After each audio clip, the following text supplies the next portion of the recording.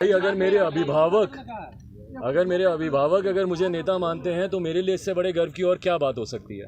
मेरे पिताजी मेरे नेता आदरणीय रामविलास पासवान जी के सहयोगी रहे हैं, साथी रहे हैं। दोनों की मित्रता अच्छी रही है एक लंबे समय तक। लालू जी ने, मेरे नेता आदरणीय रामविलास पासवान जी ने, दोनों ने साथ मिलकर काम किया है।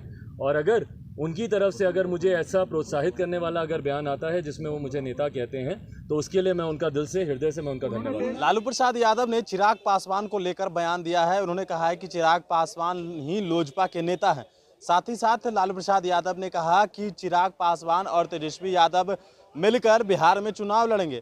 इस बात को लेकर चिराग पासवान ने कहा है कि लालू प्रसाद यादव हमारे अभिभावक हैं, अगर वे हमें नेता मानते हैं तो इससे बड़ी बात और क्या हो सकती है। साथ ही साथ चिराग पासवान को जिस तरीके से लालू प्रसाद यादव ने कहा है तो उन्होंने कहा है कि अभी हमारी आशीर्वाद यात्रा चल रही है और आशीर्वाद यात्रा पर हमारा पूरा ध्यान केंद्रित है। यह भी सवाल किया गया कि जब भी लगातार यह सवाल होता है कि तेजस्वी यादव या लालू प्रसाद यादव ने इस बार कहा तो क्या कुछ चिराग पासवान की तरफ से जवाब नहीं मिलता है, तो उन्होंने कहा है कि फिलहाल अभी आशीर्वाद यात्रा चल रहा है। आशीर्वाद यात्रा के बाद हमारा पूरा ध्यान जो है आशीर्वाद यात्रा पर केंद्रित है।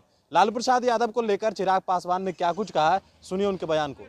लीडर है भाई अगर मेरे अभिभावक अगर मुझे नेता मानते हैं तो मेरे लिए इससे बड़े गर्व की और क्या बात हो सकती है। मेरे पिताजी मेरे नेता आदरणीय रामविलास पासवान जी के सहयोगी रहे हैं, साथी रहे हैं। दोनों की मित्रता अच्छी रही है एक लंबे समय तक। लालू जी ने, मेरे नेता आदरणीय रामविलास पासवान जी ने, दोनों ने साथ मिलकर काम किया है। और अगर उनकी तरफ से अगर मुझे ऐसा प्रोत्साहित करने वाला अगर बयान आता है जिसमें वो मुझे नेता कहते हैं तो उसके लिए मैं उनका दिल से, हृदय से मैं उनका धन्यवाद।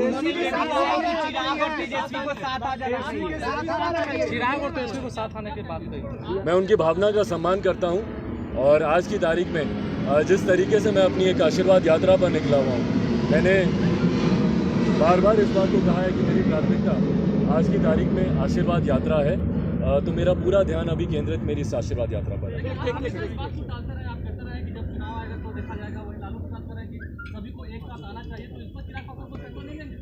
देखिए, जैसा मैंने कहा कि मैं उनकी भावना का सम्मान करता हूं, बट आज की तारीख में मेरी प्राथमिकता मेरे संगठन को मजबूत करना है। और ये जो अपार जन समर्थन मिल रहा है, बहुत बड़ी जिम्मेदारी मेरे कंधों के ऊपर है कि इतने युवा, इतनी बड़ी संख्या में युवा, महिलाएं आप देखेंगे जिस भारी संख्या में इस यात्रा में सम्मिलित हो रही हैं, अपना आशीर्वाद दे रही हैं। तो पहले उनकी बेहतरी के लिए, आने वाला समय उनके लिए बेहतर हो, मेरे युवाओं साथियों का पलायन रुके। जिस तरीके से STET के छात्रों के ऊपर हो या दरोगा अभ्यर्थियों के ऊपर हो, उनमें जिस तरीके से अनियमितता बढ़ती जा रही है, उनको जिस तरीके से परेशानियों का सामना करना पड़ रहा है, उनकी मैं आवाज़ बन सकूं, मेरी प्राथमिकता अभी है।